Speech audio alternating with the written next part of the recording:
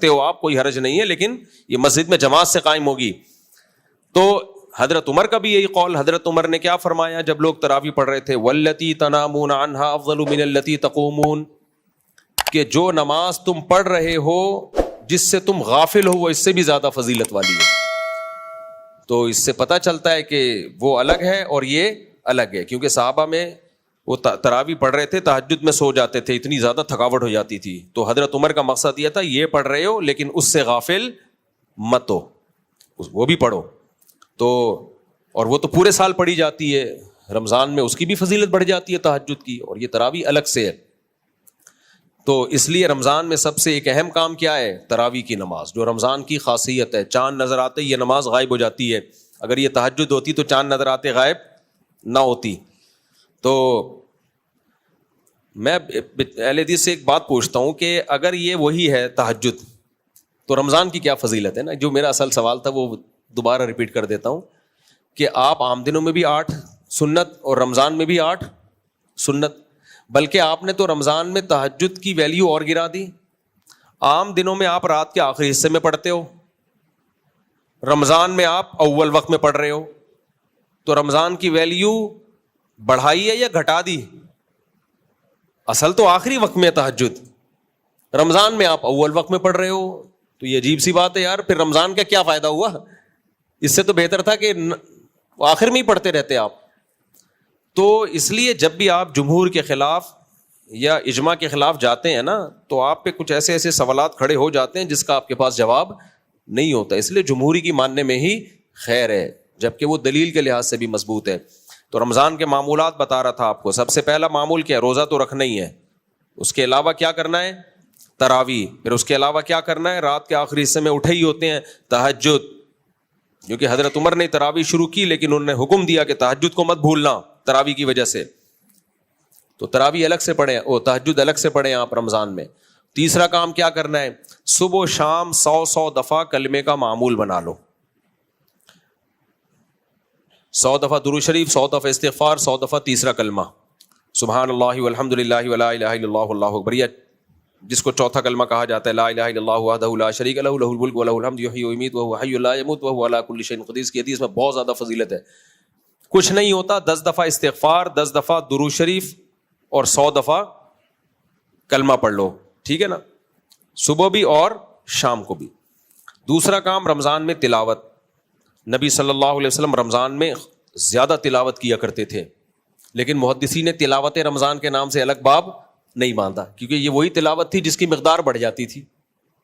لیکن قیام رمضان کا باب الگ سے باندھا ہے. تو یہ وہی تو تلاوت کو بڑھانا ہے رمضان میں. تیسرا کام صدقات و خیرات، کیونکہ حدیث میں آتا ہے نبی صلی اللہ علیہ وسلم رمضان میں بہت صدقہ کیا کرتے تھے. صدقے کا ثواب کئی گنا بڑھ جاتا ہے. دیکھو کمپنیاں جب پیکج دیتی ہیں تو لوگ اس پیکج سے فائدہ اٹھاتے ہیں کہ نہیں اٹھاتے؟ کیا خیال ہے بھائی؟ سیل لگی ہوئی ہے بھائی، فلاں اسٹور نے کیا کیا کہ بھائی سیل لگی ہوئی ہے، جو چیزوں کی قیمتیں 5,000 تھیں 2,500 پہ آئی ہوئی ہیں، تو سیل سے لوگ فائدہ اٹھاتے ہیں. تو رمضان میں نیکیوں کی سیل لگی ہوئی ہے اللہ کی طرف سے.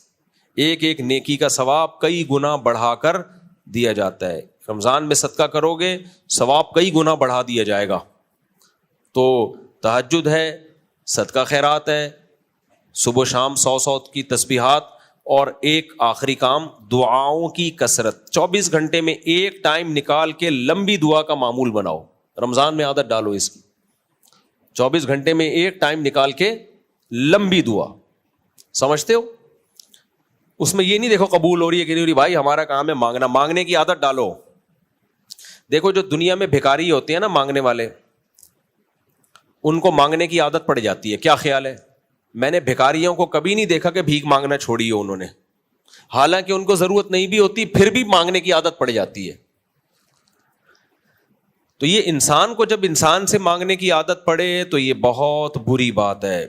لیکن اس سے اتنا تو پتہ چلتا ہے کہ جو مانگتا ہے اس کو مانگنے کی عادت پڑ جاتی ہے. تو اسی طرح یاد رکھو جو اللہ سے مانگتے ہیں نا ان کو ضرورت محسوس ہو یا نہ ہو اللہ سے مانگنے کی ان کو عادت پڑ جاتی ہے. تو یہ بڑا خاندانی کام ہو جاتا ہے جب اللہ سے مانگنے کی عادت پڑ جائے. پھر ان کو سکون نہیں ملتا جب تک وہ مانگے نہیں. ہم نے اپنے بزرگوں کو دیکھا ہے بات بات پہ دعاؤں کے لیے ہاتھ کھڑے کرتے ہیں، اتنی لمبی ہاتھ اٹھاتے ہیں، اتنی لمبی دعائیں مانگتے ہیں.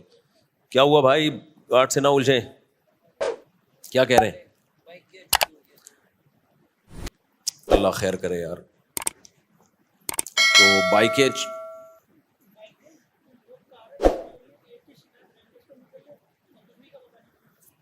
دو گاڑیاں چوری ہوئی ہیں ابھی جمعے کے بیان ہیں. اللہ خیر کرے. اگلے ہفتے ہم ایسا کرتے ہیں کہ 2-3 بندے کھڑے کر دیں گے انشاءاللہ جو بائکوں کی اور گاڑیوں کی حفاظت پہ مامور ہوں. تو کیونکہ کراؤڈ آج بہت زیادہ تھا, رمضان میں ہوتا ہے بہت زیادہ رش, تو یہ انشاءاللہ ہم بناتے ہیں اسی ہفتے یہ کر لیں گے تاکہ یہ گاڑیاں چوری اور بائکیں چوری کی شکایت نہ آئے. باقی وہ کیمرے میں دیکھ لیں, جو کیمرے لگے ہوئے ہیں وہ انشاءاللہ دکھا دیں گے, اس میں یہ تو پتہ چل جائے گا نا کہ اچھا چلے. مفتی صاحب اسلام 360, ہاں دعاؤں کی کثرت, سمجھ رہے ہو کہ نہیں سمجھ رہے؟ دعائیں کثرت سے مانگیں. یہ کہہ رہے مفتی صاحب اسلام 360 اپلیکیشن میں قرآن کے ترجمے تو بتائیں کہ کن کن اشخاص نے کیے, مگر حدیث کے ترجمے کس نے کیے یہ نہیں پتا, اور جو حدیث اصحاب پر یا ان کے خلاف بھی جاتی ہے ان کے ترجمے بہت عجیب ہوتے ہیں, ایک بار ضرور دیکھیے گا. اسلام 360 نے کسی چیز کی ذمہ داری نہیں لی ہے, اس نے کہا بھائی میں نے مختلف اسکالرس کے ترجمے ڈال دیے ہیں, اب کون سا ترجمہ ٹھیک ہے کون سا غلط ہے یہ آپ کا ہیڈیک ہے, یہ میرا ہیڈیک نہیں ہے.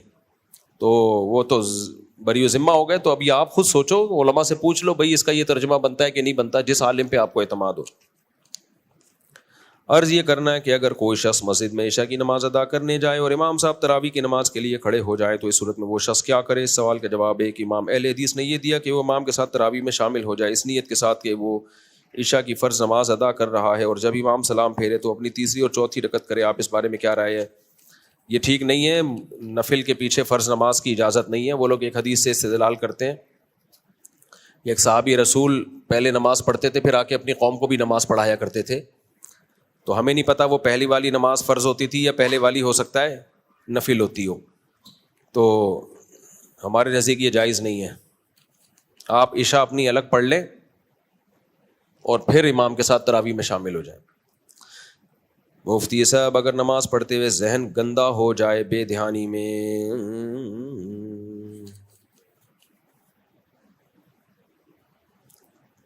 اور کوئی سوال پوچھنا ہو کسی نے؟ دیکھو یہ جو شہوانی خیال آتے ہیں اور اس سے جو قطرہ وغیرہ نکل جائے اس سے غسل فرض نہیں ہوتا, اس سے وضو ٹوٹ جاتا ہے آپ کا, دوبارہ وضو کرنا پڑے گا. سب میرا یہ سوال تھا, جب نکاح کے دوران لڑکی سے پوچھا جاتا ہے کہ قبول ہے, تو طلاق کے دوران کیوں پوچھا نہیں جاتا لڑکی سے؟ بہت اچھا سوال کیا بھائی نے. کہہ رہے نکاح کرنے سے پہلے لڑکی سے پوچھا جاتا ہے کہ قبول ہے, طلاق کے وقت کیوں نہیں پوچھا جاتا کہ قبول ہے؟ یہی اسی بات کا جواب ہے کہ عورت کے پاس یک طرفہ خلا کا حق نہیں ہے. یہ خود اس کی بہت بڑی دلیل ہے کہ اگر حق ہوتا تو اس سے بھی قبولوایا جاتا. تو طلاق کا حق اللہ نے مرد کو دیا ہے, اس کو یہ رائٹ دیا ہے کہ وہ چھوڑنا چاہے تو چھوڑ سکتا ہے, باقی اس کو اپریشیٹ نہیں کیا. تو باقی اس میں حکمتیں کیا ہیں, مصلحتیں کیا ہیں. کل میرا وہ خلا والا کلپ نہیں جو جہلم والی سرکار کے خلاف میں نے چلایا تھا, اس کا بیچ سے کسی نے کلپ کاٹ کے چلایا ہوا تھا.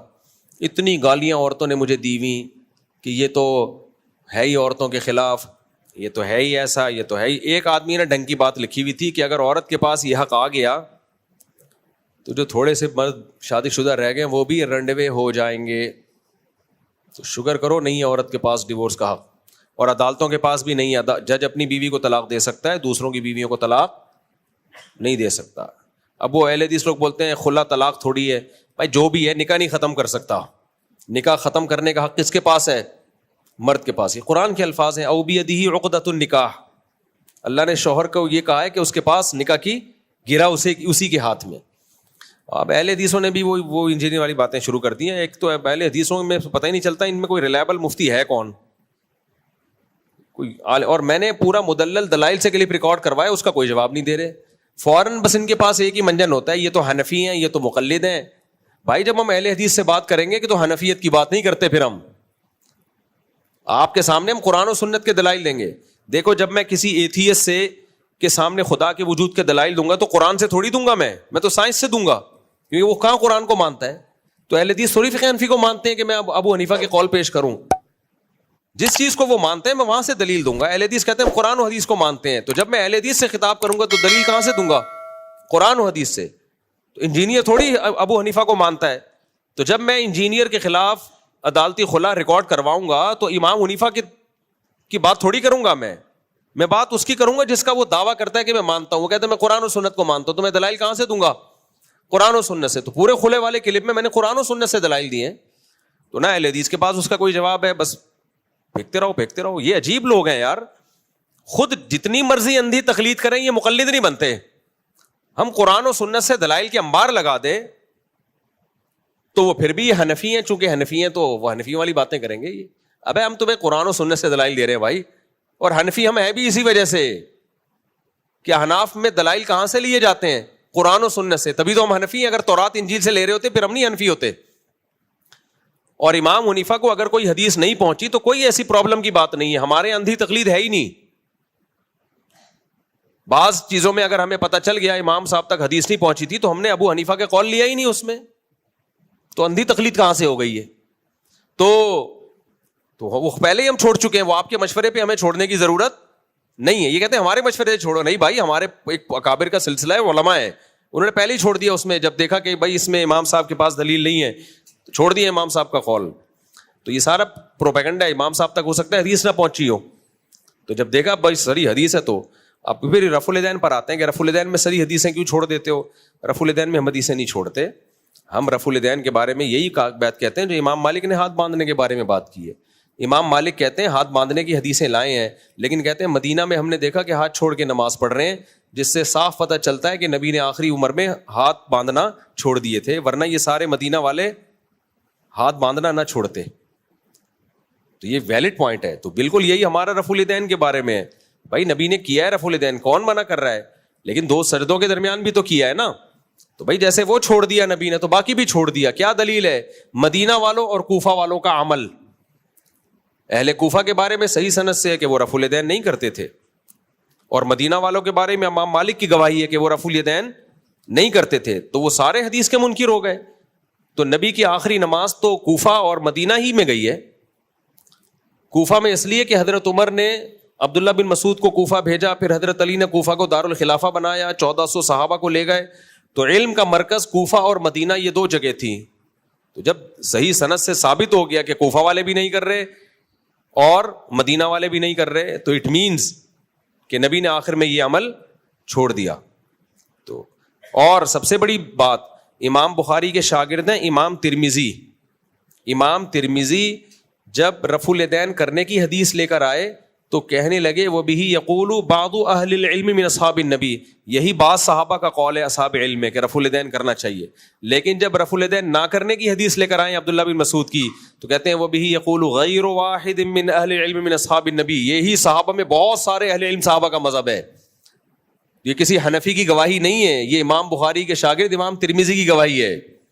سمجھتے ہو؟ اور امت کی میں من حیث الامہ اگر دیکھا جائے, اہل سنت کی بات کر رہا ہوں, سنیوں کی جو قرآن و سنت کو حجت مانتے ہیں, تو ہر دور میں رفع الیدین نہ کرنے والے کرنے والوں سے زیادہ رہے ہیں. تو امت اتنی بڑی گمراہی پہ کیسے جمع ہو سکتی ہے؟ لہذا ہمارے خلاف وہ حدیثیں پیش کرنا بخاری کی کہ دیکھو نبی نے رکوع میں جاتے ہوئے کیا ہے اور رکوع سے اٹھتے ہوئے کیا ہے رفع الیدین, یہ حدیثیں ہمارے خلاف اس لیے حجت نہیں ہے کہ ہم ان حدیثوں کے منکر نہیں ہیں. ہمارا یہ دعویٰ ہی نہیں ہے کہ نبی نے کیا ہے, نبی نے نہیں کیا. ہمارا یہ دعویٰ ہے بھائی کیا ہے, چھوڑ دیا ہے آخر عمر میں, اور اس پہ قرائن ہے, بہت واضح قرائن ہے. اور سب سے بڑی بات یہ کہ کیا تو دو سردوں کے درمیان بھی ہے نا. سنن نسائی کی بالکل صحیح حدیث ہے, علامہ ناصر البانی نے اس حدیث کو صحیح کہا ہے. اور کمال کی بات یہ کہ علامہ ناصر البانی اس حدیث کی بیس پہ دو سردوں کے درمیان رفع الیدین کے قائل بھی تھے. تو ہم اہل حدیث سے کہتے ہیں جو ان دو سردوں کے درمیان آپ رفع الیدین کیوں نہیں کرتے, جو اس کا جواب ہے وہ باقی رفع الیدین میں بھی ہمارا وہی جواب ہے. اب یہ مسئلہ اتنا سنگین نوعیت کا نہیں ہے کہ رفع الیدین پہ میں اتنا ٹائم لگاؤں, لیکن ہمارے اہل حدیث بھائیوں نے اس کو ایسا ایمان کفر کا مسئلہ بنا دیا ہے. ایمان کفر کا مسئلہ تو بنایا انہوں نے, ہم نے تھوڑی بنایا ہے مسئلہ. ہم تو صرف جواب دے رہے ہیں کہ ہم اتنے بے وقوف ہیں نہیں جتنے آپ کو نظر آتے ہیں, ٹھیک ہے نا.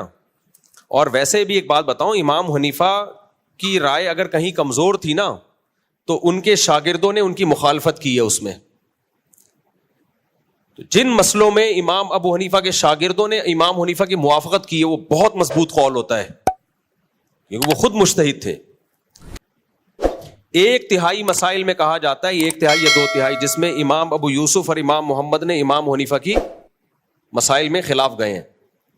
تو جن مسائل میں یہ تینوں امام جمع ہو جائے نا تو یہ بہت مضبوط رائے ہوتی ہے. پھر تو رفع الیدین نہ کرنے میں امام محمد کا بھی وہی موقف ہے اور امام ابو یوسف کا بھی وہی موقف ہے جو امام حنیفہ کا موقف ہے. ان کے تو سفر بھی مکہ مدینہ ہوئے تھے اس دور میں, یہ سب امام مالک سے مل کے آئے ہیں. وہاں جا کے تابعین تبع تابعین کی نمازیں انہوں نے اپنی آنکھوں سے دیکھی ہیں. ان کے بارے میں یہ کہنا کہ ان کو رفع الیدین کی حدیث ہی نہیں ملی ہوگی, او بھائی صاحب یہ ان دور کے لوگ ہیں جو تابعین کو نمازیں پڑھتے ہوئے اپنی آنکھوں سے دیکھ رہے ہیں. امام حنیفہ تو تابعی تھے, اور چلو نہیں فرض کر لو تابعی نہیں تھے تو تابعین کو تو دیکھا تھا نا آپ نے. ہزاروں تابعین جو صحابہ کے شاگرد تھے ان کو اپنی آنکھوں سے نمازیں پڑھتے ہوئے دیکھا ان لوگوں نے. یہ تو سندوں کے محتاج ہی نہیں تھے, ان کا تو علم مشاہدے پر مبنی تھا. تو اس مسئلے کو اہل حدیث نے بہت بڑھا لیا, رفع الیدین کے مسئلے کو ایمان کفر کا مسئلہ بنا لیا ہے. تو ٹھیک ہے اختلافی مسئلہ ہے, آپ کر لو, ہمیں کوئی پابندی نہیں ہے. جو نہیں کر رہا تو اس کو آپ یہ کہنا کہ سنت کا منکر ہے, اندھا مقلد ہے, تو یہ آپ کی باتیں ہیں جو آپ کے لوگ اس سے متاثر ہوتے ہیں. علمی دنیا میں اس کی کوئی حیثیت نہیں ہے. دوسرا اس میں گڑبڑ ایک یہ بھی کرتے ہیں کہ اہل حدیث لوگ امام بخاری کی ایک الگ سے رسالہ ہے جزء رفع الیدین, وہ بخاری نہیں ہے. جیسے الادب المفرد امام بخاری کا ایک الگ رسالہ ہے, اس کی حدیثیں بخاری کی ٹکر کی نہیں ہے, وہ ایک الگ رسالہ ہے, اس میں صحیح بھی ہے, ضعیف بھی ہے, حسن بھی ہے, ہر طرح کی ہے. تو اسی طرح امام بخاری کا ایک رسالہ ہے جزء رفع الیدین, وہ بخاری نہیں ہے. تو لوگ کیا کرتے ہیں کہ ان کی حدیثیں جب وہ پیش کرتے ہیں تو اس پہ بھی بخاری کا لیبل لگا کے چلا دیتے ہیں کہ دیکھیے امام بخاری نے یہ روایت نقل کی ہے. لوگ سمجھتے ہیں یہ بخاری میں, حالانکہ وہ بخاری میں نہیں ہوتی. وہ ایک الگ رسالہ ہے امام بخاری کا جو بخاری کے ٹکر کا نہیں ہے, اس میں ہوتی ہیں وہ. تو مسئلہ اتنی سنگین نوعیت کا نہیں, ان لوگوں نے بنا دیا بہت زیادہ اس کو. تو بات کیا کر رہا تھا میں, ہاں تو وہ خلا کی بات کر رہا تھا. انہوں بھائی نے طلاق کا مسئلہ پوچھا نا, تو خلا وہ میرا پورا کلپ گیا ہے. وہ ابھی بیچارے وہ زبیر صاحب ہیں, وہ خلیل الرحمان سے کیا نام ہے, قاری خلیل الرحمان, ان کا بھی کلپ آ گیا کہ عدالت بھی خلا دے سکتی ہے, خلا عورت کا رائٹ ہے. رائٹ کا یہ مطلب کہ جب چاہو عورت لے سکتی ہے, گناہگار ہوگی لیکن ہو جائے گا خلا. پھر وہ حافظ احمد صاحب ہے, ان کا بھی, میں تو ان لوگ کو بڑا پڑھا لکھا سمجھتا تھا, کیا حافظ زبیر احمد, میں نے کہا یہ کس طرح کی باتیں کر رہے ہیں, بالکل ہی سطحی باتیں اور دلائل بھی سطحی. تو میرا کلپ چلا ہے, اس کو بھی چلائیں آگے, کیونکہ لوگ اس سے گھر ٹوٹ رہے ہیں بھائی. اس سے مجھے کوئی اہل حدیث سے کوئی بغض نہیں ہے, لیکن گھر ٹوٹ رہے ہیں اس سے, بیڑا غرق ہو رہا ہے. عورتیں اٹھ کے جا رہی ہیں عدالت سے ٹھک ٹھک ٹھک. گرل فرینڈ بوائے فرینڈ میں فرق کیا رہ گیا, میاں بیوی اور گرل فرینڈ بوائے فرینڈ میں, اگر عورت کے پاس بھی یہ رائٹ ہے. شریعت نے عدالت کو اتنے اختیارات دے دیے کہ ہماری بیویاں بھی ہمارے نکاح سے جب چاہیں خارج کرتے ہیں. بھائی تم کہاں سے آئے ہو یار تم. تو خلا دو طرفہ معاہدہ ہے, حدیث سے بھی پتہ چلتا ہے اور یہ معاہدہ ہے قرآن سے بھی پتہ چلتا ہے, اجماع امت سے بھی پتہ چلتا ہے. تو اس لیے کبھی بھی ان چیزوں دلائل کے نا اس سے متاثر نہ ہوا کریں, اس کی صرف الفاظوں کے بکھیڑوں سے. ڈیپ میں جا کے طلاق ثلاث پہ جب میں بات کرتا ہوں قرآن و سنت کے حوالے دیتا ہوں, صحابہ کے حوالے دیتا ہوں. وہ میرا کون سا تفسیر کے لیکچر میں, میرے جو تفسیر کے لیکچر ہے نا مفتی طارق مسعود اسپیچز, اس میں لیکچر نمبر 100 سے لے کے 107 تک 7 لیکچر صرف 3 طلاق کے مسئلے پر ہیں. 2 اور 2 4 کی طرح دودھ کا دودھ پانی کا پانی کیا اس مسئلے میں نے. یہ دیکھو قرآن کیا کہہ رہا ہے, حدیث کیا کہہ رہی ہے, صحابہ کیا کہہ رہے ہیں. سب یہی کہہ رہے ہیں کھٹی 3 طلاقیں 3 ہوتی, بالکل کلیئر کر دیا اس میں. وہ سن لو آپ جا کے, وہ آپ دیکھتے نہیں ہو پھر باتیں کر رہے ہو بیٹھ کے. تو اس جواب میں کیا ریکارڈ کرواتے ہیں اہل حدیث لوگ, یہ مسئلہ اجماعی نہیں ہے, فلاں نے بھی لکھا ہے اس میں اختلاف ہے, فلاں نے بھی لکھا ہے اس میں اختلاف ہے. او بھائی صاحب قرآن و سنت کا حوالہ دو یار. پہلے بتاؤ قرآن میں کہاں لکھا ہے کہ 3 اکٹھی 1 ہوتی ہیں, پھر حدیث بتاؤ, حدیث کا لفظ بلفظ ترجمہ کرو. اس ترجمے میں گڑبڑ, اپنی طرف سے الفاظ بعد میں ایڈ کر لینا, پہلے جو ترجمہ ہے نا وہ کرو. تو ترجمہ میں ایسا کہیں بھی نہیں ہے کہ اکٹھی 3 طلاقیں 1 ہوتی ہیں. تو خیر کہاں سے کہاں بات چلی گئی. تو عورت کو اس لیے قبولنے کا حق نہیں ہے کہ یہ رائٹ اللہ نے نکاح ختم کرنے کا کس کو دیا ہے, مرد کو. یہاں سیکولر لبرل لوگ اعتراض کرتے ہیں, لبرل انٹیاں, لو بھائی ہمیں تو اسلام نے دبایا ہوا ہے, سارے حقوق کس کو دے دیے, مردوں کو دے دیے. بھائی یہ اللہ نے آپ کے فائدے کے لیے مرد کو طلاق کا رائٹ دیا ہے, کیونکہ اگر آپ کو بھی رائٹ دے دیا جاتا نا تو پھر آدمی آپ کو گرل فرینڈ کے طور پر, آپ اس کا بیہیویئر آپ کے ساتھ گرل فرینڈ کے طور پر, اس کو پتا ہوتا ہے کہ کبھی بھی چاہے مجھے چھوڑ کے جا سکتی ہے. وہ ٹائم پورا کرتا, ٹائم پاس کرتا, ٹیشو پیپر کی طرح یوز کرتا آپ کو. وہ جیسے گورے کرتے ہیں, گورے 50 سال میں شادی کرتے ہیں اور بڑی وفا بتاتے ہیں, ایکچولی ہم کتنے اچھے ہیں, دیکھو ہم نے جب شادی کی تو نبھایا ہے. کمبختو تم 50 سال کے بڈھے ہو کے نبھا کے کیا تیر مار دیا تم نے یار. تو ہم ہمارے لونڈے لپاڑے جو 18 سال میں شادیاں کر کے زندگی بھر نبھاتے ہیں, ایسے یہ دیکھو لونڈا بیٹھا ہوا ہے. کتنے سال میں تمہاری شادی ہوئی تھی؟ 21. دیر ہو گئی, فائدہ نہیں ہے. ہماری بھانجی سے ہی نکاح ہوا ہے اس کا, اس کی بھی عمر کم تھی, یہ 21 سال کا, وہ میرا خیال ہے 17-18 سال کی ہوگی. تو ماشاء اللہ اللہ برکت دے. یہی تو عمر ہے شادی کی, جذبات ہوتے ہیں, محبت ہوتی ہے. یہ لبرل سیکولر لوگ بیڑا غرق ان بیچاروں کا, نہ اولاد نہ محبتیں, بڈھے بڈھے ہو کے کم بخت شادی کر کے تیر مار رہے ہوتے ہیں بیٹھ کے. تو اب اگر اللہ نے اس کی بیوی کو بھی رائٹ دیا ہوا ہوتا, 3 سال بھی بمشکل نکالتا ہی ہے. اب کتنے سال کا ہے بھائی؟ 2 دانت کا ہو گئے. اچھا تو بھائی کیونکہ آدمی کہتا ہے بھائی کسی بھی وقت چھوڑ کے جا سکتی ہے, تو انسان اپنی جس چیز کے یہ احساس ہوتا ہے نا میری ہے, میری ہے, اس سے محبت بھی کرتا ہے. تبھی تو کرائے کے مکان کا بیڑا غرق کیا جاتا ہے, اور اپنے مکان کو کیسا بنائے. جو ٹھیکیدار اپنے لیے جو گھر بناتا ہے اس میں سریا بھی پورا ڈالے گا, اس میں اگر آپ دیوار پہ کیل ٹھوکو گے تو پلستر گرے گا بھی نہیں. دوسرے کے لیے جو بنائے گا اس کا دیکھا کیسے بیڑا غرق کرتا ہے. کرایہ دار کو گھر دو, بیڑا غرق کر کے بیڑا غرق کر دے گا وہ. تو جب آپ کو پتا ہے کہ یار کسی بھی وقت جا سکتی ہے, بے شک ابھی کتنی محبتوں کے دعوے کر رہی ہے لیکن اس کے پاس بھی رائٹ ہے, تو پھر آدمی کہتا ہے ٹائم پاس کرو میرے بھائی. ٹیشو پیپر کی طرح یوز کرے گا, بس اپنی جنسی خواہش کے لیے رکھے گا اس کو. تو یہ مرد کو یہی احساس بیوی پہ خرچ کرنے پر مجبور کرتا ہے, یار یہ میری ہے, یہ عدالت کی نہیں ہے. یہ قاری خلیل, کیا نام ہے, قاری خلیل الرحمان صاحب کی بھی نہیں ہے یہ, اور وہ حافظ کیا نام ہے, حافظ زبیر صاحب کی بھی نہیں ہے یہ. جب تک میں نہیں چھوڑوں گا یہ نہیں جائے گی. حافظ زبیر صاحب کو یہ حق نہیں ہے, کیونکہ حافظ زبیر صاحب نے فتویٰ دیا ہے ابھی کہ کسی کی بیوی کے بارے میں ہو گیا نکاح ختم. اس میں یہ بھی تھا کہ وہ بندہ کہہ رہا ہے کہ بیوی نے ایڈریس بھی غلط ڈالا ہے نوٹس بھیجنے کے لیے, پھر بھی بس ہو, عدالت نے فیصلہ کر دیا تو ہو گئی. تو یہ اللہ نے ایک ہی تو چیز ہے میرے بھائی جس پہ ہمیں کنٹرول دیا ہے. ہاں اگر آپ ظلم کر رہے ہیں تو ظلم میں کورٹ کو تنسیخ نکاح کا حق حاصل ہوتا ہے. اس کے بیسک رائٹ ہی پورے نہیں کر رہے, کیونکہ وہ رکھیل تو نہیں ہے نا, ہے تو بیوی. تو آپ اگر بیسک رائٹ پورے کر رہے ہو پھر کوئی نہیں چھڑا سکتا آپ کو اس سے. کسی کے باپ خدا نے, کسی ماں نے ایسا کوئی بچہ آج تک کوئی جج جنا ہی نہیں ہے. کسی ماں نے آج تک کوئی ایسا جج جنا نہیں ہے جو آپ کا نکاح ختم کرا دے. اگر ختم کرائے گا تو پاکستان کے قانون میں ہوگا, خدائی قانون میں وہ ختم نہیں ہوگا. اس لیے کورٹ سے جب کوئی عورتیں خلا لے کے آتی ہیں اور آپ سے شادی کریں تو آپ فوراً شادی نہ کر لیا کریں. اس خلا کے پیپر کو کسی مستند دارالفتہ میں بھیجیں, مستند, کہ یہ خلا صحیح ہوا بھی ہے کہ نہیں ہوا. تو ورنہ کسی کی بیوی سے شادی کرنے سے شادی ہوتی نہیں ہے, زنا کا گناہ ملتا ہے. تو کیا بات چل رہی تھی میرے بھائی, تو یہ شکر کرو اللہ نے مرد کو رائٹ دیا ہے. تو وہ رائٹ دینے کی وجہ سے ہی مرد پھر وہ, اس میں خواتین کہتی ہیں پھر مرد کو بھی جو رائٹ دے دیا تو ہم کیوں وفا کریں, وہ بھی تو جب چاہے چھوڑ سکتا ہے. اللہ کو پتا تھا کہ یہ اتنی آرام سے نہیں چھوڑے گا, اس میں برداشت زیادہ ہے. اور جب کوئی انسان کو بتا دیا جائے یہ تمہاری اپنی ہے تو پھر اس کو چھوڑنا بھی بہت مشکل ہوتا ہے. اس کو چھوڑنا بھی کیا ہوتا ہے, مشکل. دیکھو آپ کے پاس ایک لینڈ کروزر ہے, آپ کو ہر وقت یہ حق ہے کہ آپ مجھے گفٹ دے دیں, آپ دے دو گے؟ چابیاں پکڑا دیں گے آپ دو, آپ کو پتا ہے میری چیز ہے بھائی, میں کیوں دوں مفتی صاحب کو, اور میں بھی نہیں دوں گا اگر میرے پاس ہوگی. کیا خیال ہے بھائی؟ تو جب آدمی کو پتا ہوتا ہے نا میں اپنی بیوی چھوڑوں گا تو اس کو پتا ہے خالی چھوڑوں گا نہیں, دوسرا قبضہ کرے گا اس پہ, ٹھیک ہے نا, دوسرا شادی کر لے گا اس سے.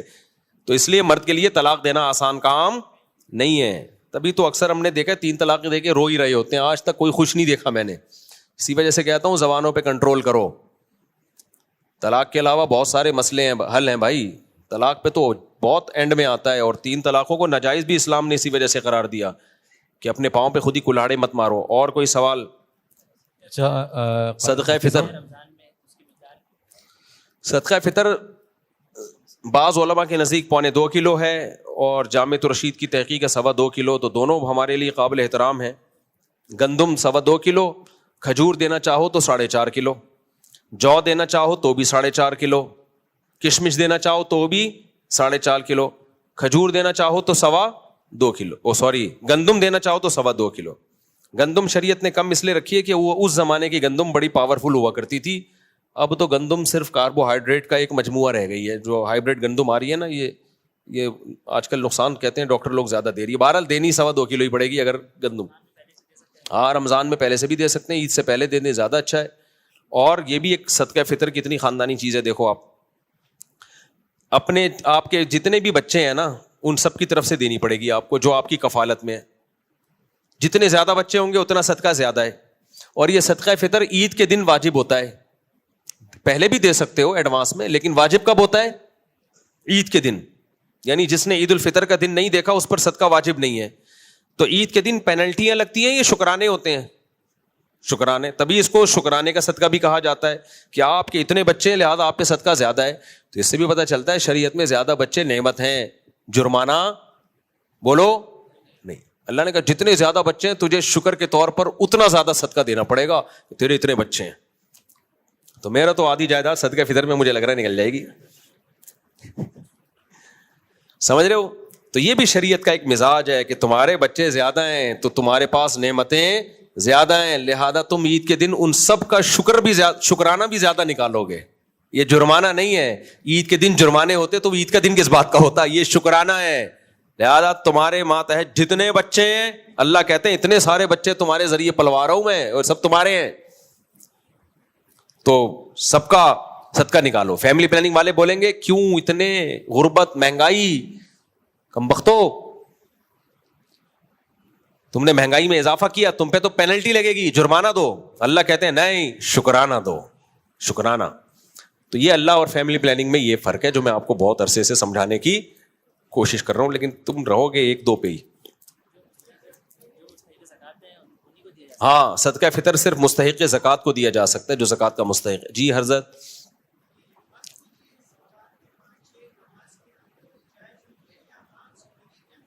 کیا؟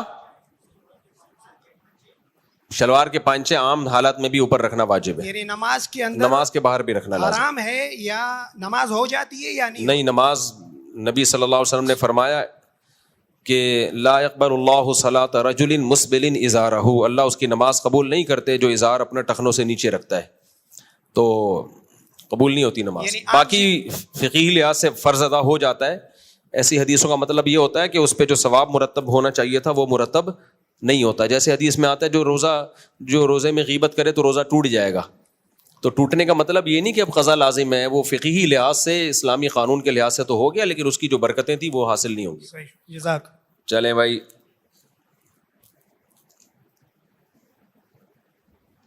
ایک شخص جو نہ نماز پڑھتا ہو نہ روزے رکھتا ہو اس کو زکوٰۃ دینا کیسا ہے؟ جائز ہے، لیکن کوشش کریں دیندار لوگوں کو دیں. زکوٰۃ تو کوئی بھی مسلمان غریب ہو اس کو دینے سے ادا ہو جائے گی.